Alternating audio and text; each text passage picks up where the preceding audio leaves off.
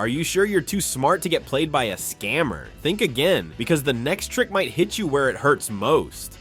Today, we're diving deep into the sneaky world of social engineering, those mind hacks scammers use to trick even the sharpest minds. We'll reveal jaw-dropping real hacks that fooled CEOs and tech wizards, bust the myth that intelligence equals immunity, and give you rock-solid steps to stay 10 steps ahead. Stick around, because what you learn here could save you thousands or more.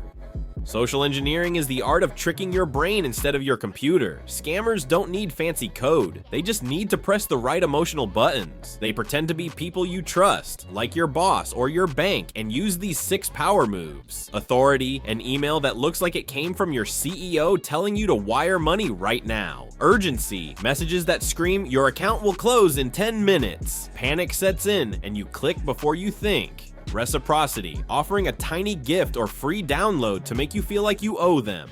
Scarcity, advertising only 3 spots left so you rush in. Liking, posing as a friendly coworker or a helpful service rep. Social proof, claiming 90% of users already upgraded, so you don't want to be left behind. Even deepfake voices and AI chatbots now make these old tricks feel brand new. Well, you might think, I'm too smart for that, but intelligence doesn't make you immune. In fact, studies show half of IT professionals have accidentally clicked a phishing link. CEOs, lawyers, and tech experts have wired millions to criminals after receiving perfectly crafted fake invoices. One Silicon Valley executive lost almost $400,000, even with a top security team backing her. Our brains are wired for convenience and trust, so biases like overconfidence and confirmation bias quietly tip us into traps.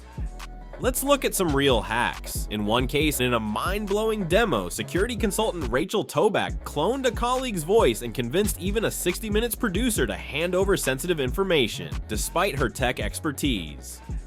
We hired her to show us how easy it is to use information found online to scam someone. Tobac played the AI-generated voice recording for us to reveal the scam. Elizabeth, sorry, need my passport number because the Ukraine trip is on. Can you read that out to me? Does that sound familiar? Yeah, and I gave her, wow. I have your duped. passport Was number. sitting over there. What did it say on your phone? Sharon. How did you? Everybody would get tricked with that. Yeah. Everybody would. It says Sharon. Why would I not answer this call? Why would I not give that information? Tobac showed us how she took clips of me from television and put it into an app that cloned my voice. It took about 5 minutes. I am a public person. My voice is out there. Could a person who's not a public person, like,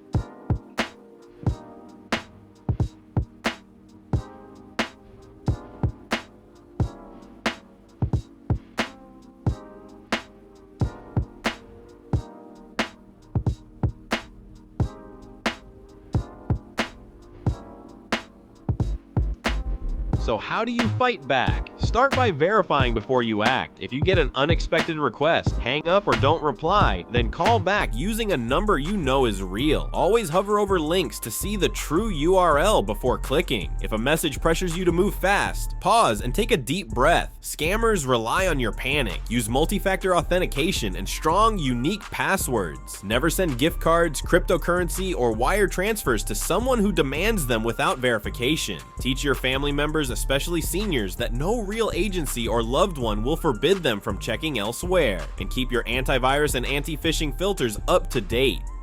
Here's the reality check. Scammers hack your mind, not your machine. The moment you feel panic or curiosity tug you, stop and ask, what's the worst that happens if I don't click? That simple pause breaks their spell and puts you back in control.